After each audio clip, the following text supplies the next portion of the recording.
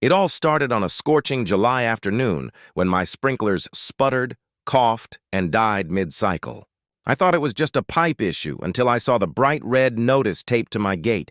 Water service terminated. Outstanding HO violation fees. I blinked. Violation fees for what?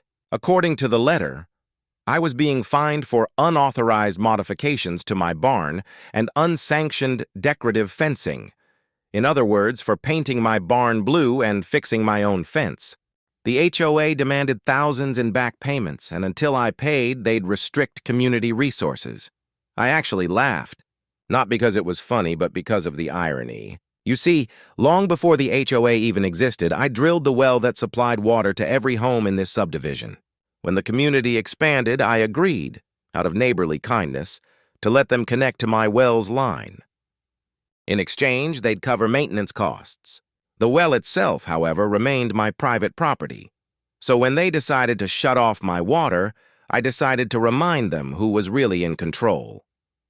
That evening, I walked out to the well house at the edge of my property. The sun was setting, painting the field gold, and the air was thick with that smug kind of silence only an HOA could create.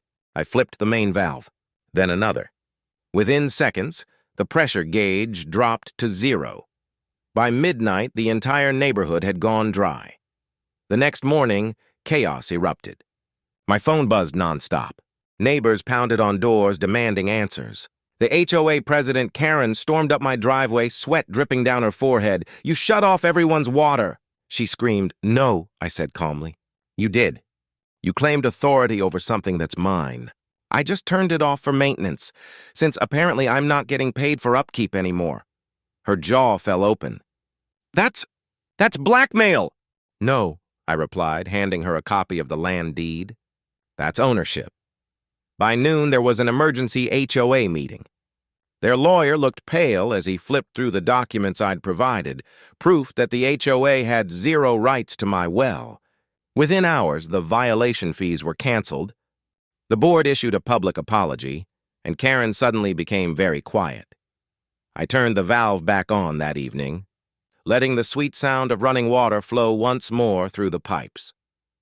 From that day forward, the HOA never sent me another fine.